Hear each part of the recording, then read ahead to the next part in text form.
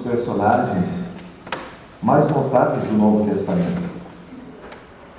A vida desse apóstolo de Cristo divide-se em antes e após a sua conversão.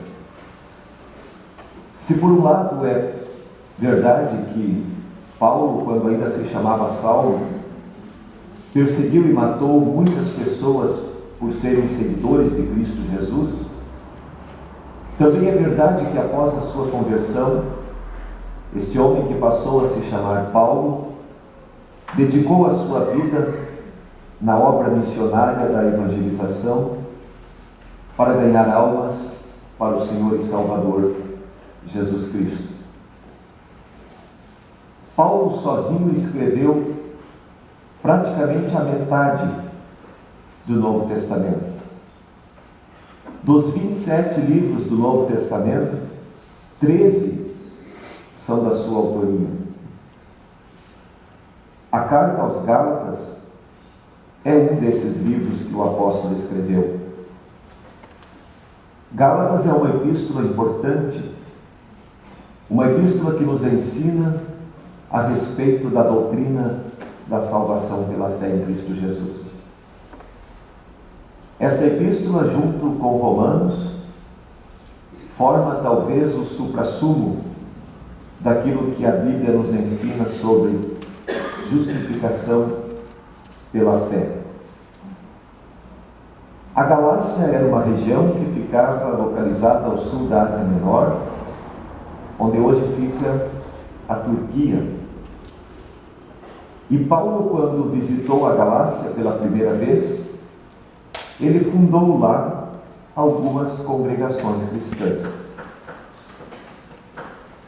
E Paulo voltou para visitar estas congregações pelo menos mais 2 vezes. A primeira delas na sua segunda viagem missionária, que está escrita em Atos capítulo 16. E a segunda visita, quando foi a sua terceira viagem missionária, narrada em Atos capítulo 18. Pouco sabemos sobre as congregações da Galácia, a não ser o que está escrito nesta carta chamada Gálatas. Uma carta que foi escrita provavelmente no ano 54 depois de Cristo. Naquele tempo, as cartas eram um importante veículo de comunicação. As cartas escritas no Novo Testamento, que também são chamadas de epístolas, tinham como primeiro objetivo encorajar os cristãos a permanecerem no caminho de Cristo Jesus. Mas muitas das cartas também tinham algum outro objetivo mais específico.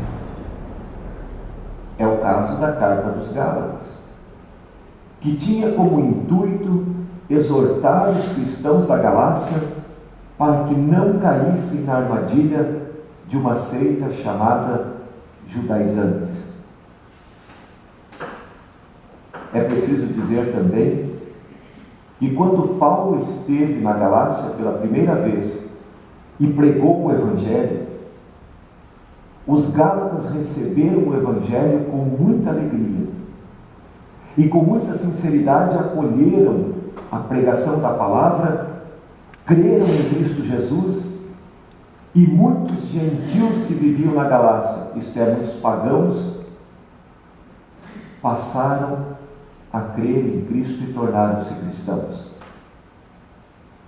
Porém, os judaizantes, que eram um partido formado por líderes judeus, nunca se conformaram com a ideia de que gentios se tornassem cristãos sem primeiro cumprirem as leis de Moisés. E entre algumas dessas leis que Deus havia dado lá no início para o povo do Antigo Testamento, estava a lei da circuncisão. Para muitos desses homens judeus, se algum homem que não tivesse nascido judeu quisesse converter-se ao cristianismo, não bastava crer em Cristo. Os judaizantes pregavam que era preciso que, mesmo crendo em Cristo, estes gentios fossem circuncidados. Esses homens que defendiam esta posição são chamados de judaizantes. E era exatamente esse o ponto, essa confusão que estava acontecendo lá nas igrejas da Galácia. Muitos cristãos que antes tinham acolhido o Evangelho com alegria e tinham crido no Salvador Jesus, estavam agora crendo nesta ideia de que não bastava crer em Cristo, mas que era preciso observar alguns rituais que já estavam abolidos. Em outras palavras, estavam agora se escravizando na lei e esquecendo-se de que Cristo é o cumprimento pleno, total e perfeito da lei. É isso que está descrito no livro de Hebreus, onde diz que todas aquelas coisas eram apenas sombras das coisas que viriam. Queridos irmãos, cada vez que o ser humano prega estas condicionais para dizer que a salvação é por Cristo desde que eu não corte o meu cabelo, desde que eu não use determinada vestimenta, desde que eu guarde o sábado. Notem, queridos irmãos, estou fazendo a mesma coisa que os judaizantes faziam. Estou condicionando a obra de Cristo a um cumprimento humano de uma lei que não tem mais sentido de ser. E quando nós fazemos isso, nós nos desviamos do foco da salvação e Cristo deixa de ser a total certeza da salvação e tudo que Ele fez passa a ser condicionado muitas vezes a obras que são humanas e que são vazias. A partir de então, de quando Cristo morre na cruz, determinadas leis cerimoniais do Antigo Testamento, nós não estamos mais sujeitos a cumpri-las, pois Cristo morreu uma vez por todos e pagou os pecados do mundo inteiro. Portanto, há uma lei que é a vontade de Deus, esta permanece. Por exemplo, os 10 mandamentos é a lei de Deus para todos os tempos. Cumprir a vontade de Deus é um desejo dos cristãos, mas não devemos condicionar a nossa salvação a muitas vezes costumes que não têm mais razão de ser. Quando o apóstolo Paulo tomou conhecimento de que muitos daqueles cristãos estavam se entregando a esse tipo de prática judaizante, então Paulo tomou a iniciativa de escrever esta carta dos Gálatas, a fim de exortar aqueles Gálatas e a respeito de orientá-los sobre a salvação em Cristo.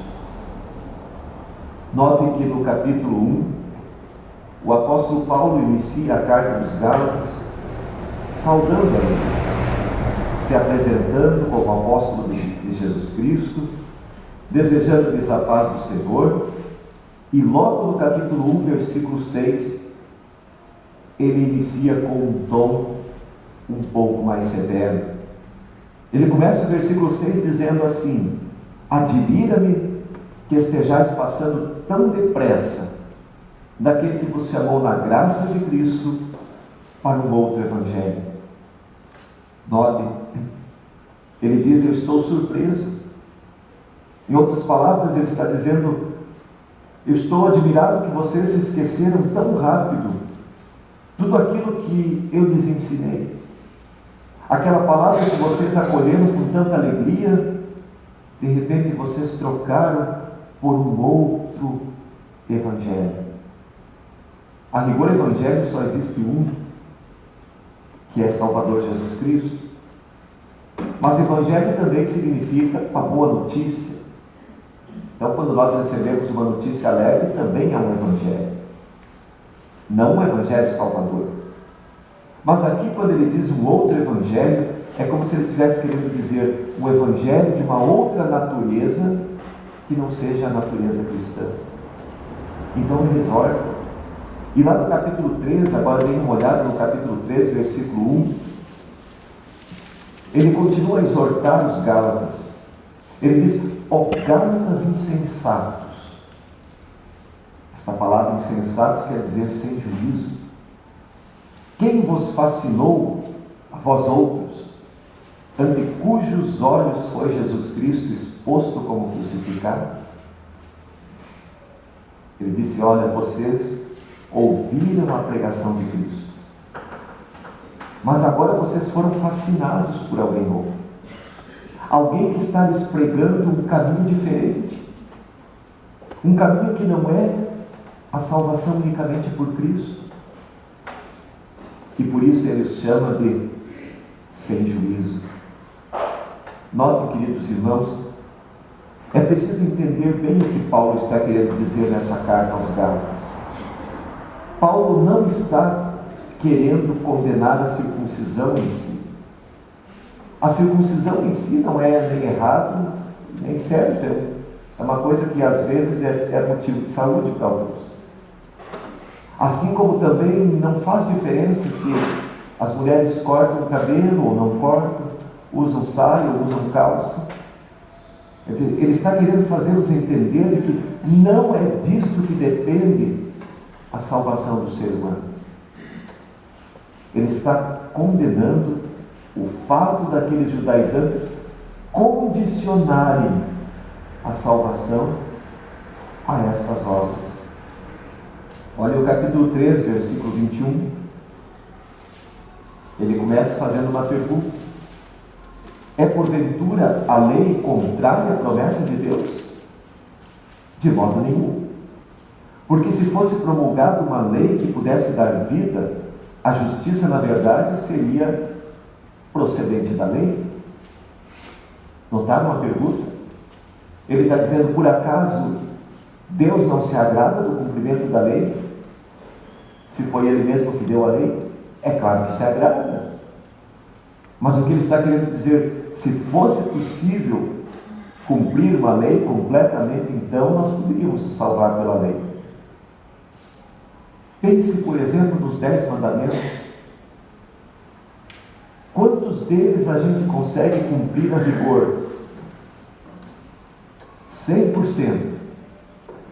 Aí o camarada diz assim: eu consigo cumprir o 5º, porque nunca matei ninguém. Mas daí tu vai lá em Tiago e lê: aquele que odeia seu irmão é um assassino. E daí você pensa: puxa, eu já senti raiva, ou quem sabe estou sentindo raiva de alguém. E aí a Bíblia está dizendo que aquele que sente ódio no seu coração também é um assassino.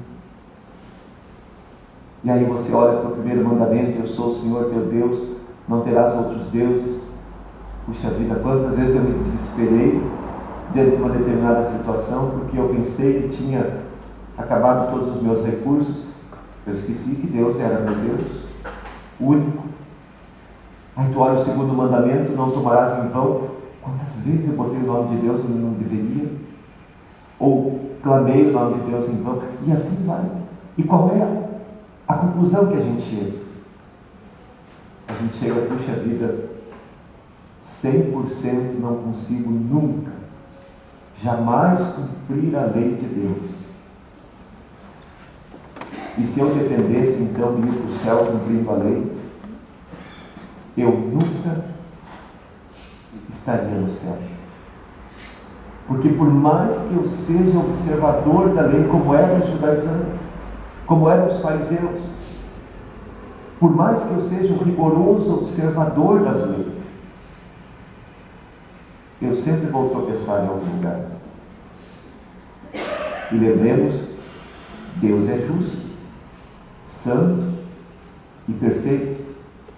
E para que eu então conseguisse ir para o céu por esse caminho, eu também precisaria cumprir perfeitamente a lei. Como não sou capaz de cumprir a lei por causa do meu pecado 100%, alguém cumpre no meu lugar: Cristo Jesus. E por isso a salvação é única e exclusivamente por Cristo Jesus. Deus me justifica não por aquilo que eu faço, mas Deus me justifica porque eu deposito a minha fé naquilo que Cristo fez por mim. E aquilo que Cristo fez por mim é perfeito. E por isso, então, Deus me olha também como santo no momento em que Ele perdoa o meu pecado. Portanto, Paulo estava fazendo uma defesa desta fé na carta aos Gálatas. Por isso ele diz: ó Gálatas, insensatos e sem juízos, quem foi que desviou a fé de vocês de Cristo para as coisas que vocês fazem? Versículo 22, mas a Escritura encerrou tudo sobre o pecado, para que mediante a fé em Jesus Cristo fosse a promessa concedida aos que creem. Notem que coisa graciosa esse versículo traz para nós. Ele diz: Deus entregou a salvação, encerrou em Cristo Jesus e concedeu a todos aqueles que creem. Capítulo 4, versículo 8: outrora, porém, não conhecendo a Deus, servis a deuses que por natureza não o são. Está falando dos Gálatas antes de conhecerem a Cristo. Ele diz: olha, vocês em outro tempo não conheciam a Deus e serviam outros deuses, outras coisas que vocês achavam que era Deus, mas que não são. Versículo 9, 4 e 9: mas agora que conheceis a Deus, ou antes sendo conhecidos por Deus, como estáis voltando outra vez aos rudimentos fracos e pobres, aos quais de novo quereis ainda escravizar-vos? Versículo 10: guardais dias e meses e tempos e anos. Receio de vós tenha eu trabalhado em vão para convosco. Notaram, queridos irmãos? Ele está dizendo que os Gálatas, que haviam conhecido o caminho da salvação, estavam agora voltando a observar dias, versículo 10, meses, tempos e anos, que eram as antigas festas religiosas do povo. E aí notem como nada condiciona a nossa salvação. Quando nós desviamos de Cristo Jesus, é como ele disse no versículo 9, voltamos aos rudimentos fracos e pobres. O apóstolo Pedro usa algumas expressões na sua carta muito fortes quando ele fala dessa mesma situação. Ele diz: olha, muitos de vocês são como a porca é a mulher do porco, que depois de tomar banho voltou a escaramuçar na lama suja. Ou então ele usa uma outra expressão ainda mais forte, ele diz: alguns de vocês são como a cadela que volta a comer o próprio vômito. Que expressões fortes, não é? Mas é para nos fazer entender que quando nós tiramos de Cristo os méritos da salvação e colocamos nas coisas humanas, nós estamos desviando a mensagem salvadora da Escritura Sagrada. Capítulo 4, versículo 13: e vós sabeis que eu vos preguei o Evangelho a primeira vez por causa de uma enfermidade física, e posto que a minha enfermidade na carne vos foi uma tentação, contudo não me revelastes desprezo nem desgosto, antes me recebestes como anjo de Deus, como o próprio Cristo Jesus. O que é feito, pois, da vossa alegria? Pois vos dou testemunho de que, se possível fora, tereis arrancado os próprios olhos para nos dar. Paulo não tinha intenção, pelo que parece, pregar ali na região da Galácia, mas acabou pregando por causa de uma doença que não permitiu que ele viajasse logo. E por isso ficou ali. E ali dá para entender que ele tinha uma doença nos olhos. Por isso ele disse: vocês não me desprezaram. Isso significa que de certo era uma doença muito feia para quem via. E ele disse: se alguns de vocês pudessem, vocês me receberam tão bem que vocês teriam arrancado o próprio olho e dado para mim. Está descrevendo como foi o seu relacionamento com as igrejas da Galácia, como eles o acolheram tão bem.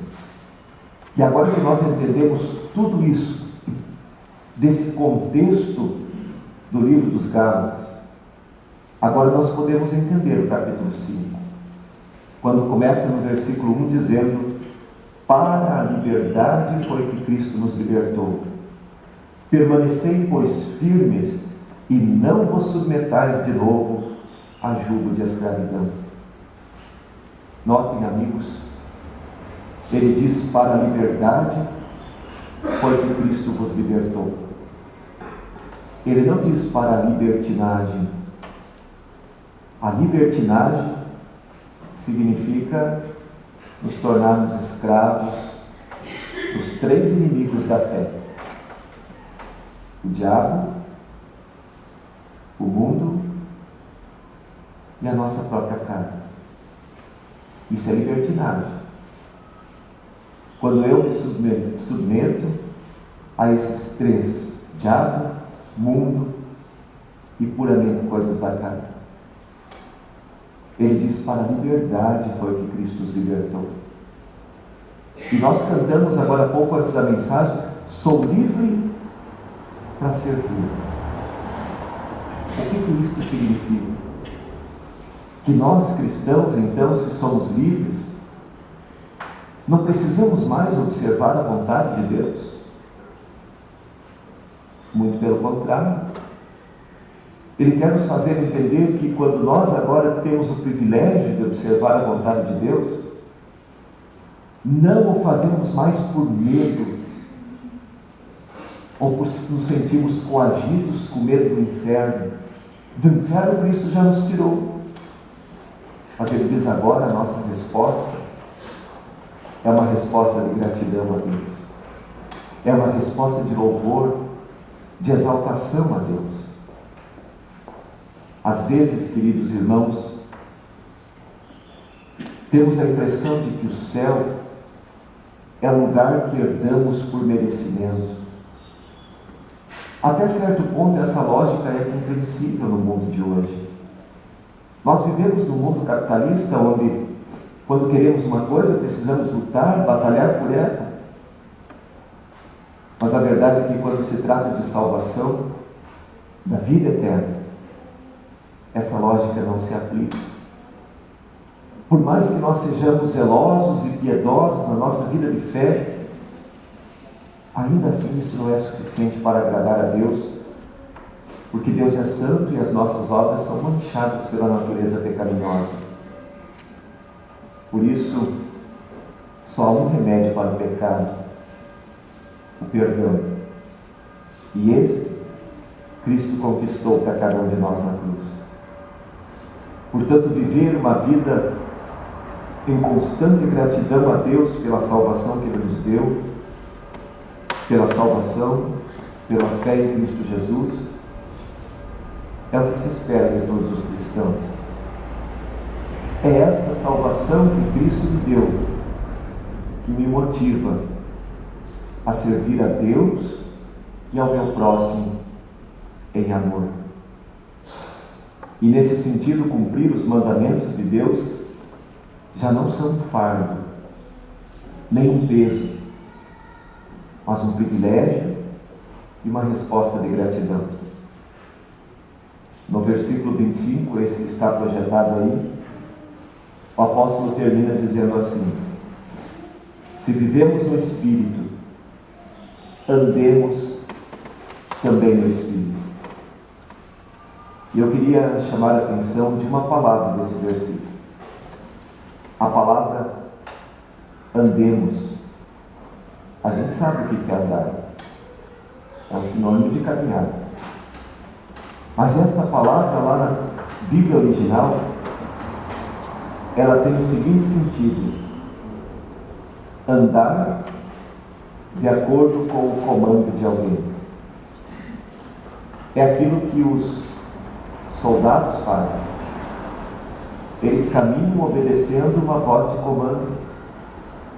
E olha como faz toda a diferença quando a gente lê esse versículo entendendo o significado da palavra andar ali no texto original. Ele diz: se vivemos no Espírito, então andemos também sob o comando do Espírito. O que isso significa? Ouvindo a voz do Espírito. E onde é que ouvimos a voz do Espírito? Na palavra de Deus. Portanto, esta é a conclusão a que Paulo chega. Se nós conhecemos a Cristo, então é porque o Espírito vive em nós.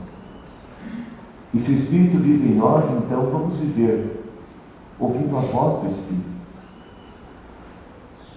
Porque os Gálatas estavam vivendo ouvindo a voz dos homens. E esse é um grande risco para a fé cristã. Portanto, queridos e amados irmãos, em Cristo Deus nos fez livres. Livres para amá-lo, livres para servi-lo, livres para testemunhar o seu nome. E isso é um privilégio para nós. Não há nada que possamos fazer mais perfeito do que Cristo para pagar os nossos pecados. Nós agora só queremos servi-lo porque Ele já pagou por nós. Isso é graça de Deus. Isso é dádiva de Deus. Por isso sejamos assim, livres em Cristo, e andemos no Espírito, nos alimentando da palavra de Deus. Que Deus, na sua imensa graça, nos conceda o seu Espírito, para que Ele nos ensine a viver sempre de modo que agrade ao Salvador Jesus. Amém.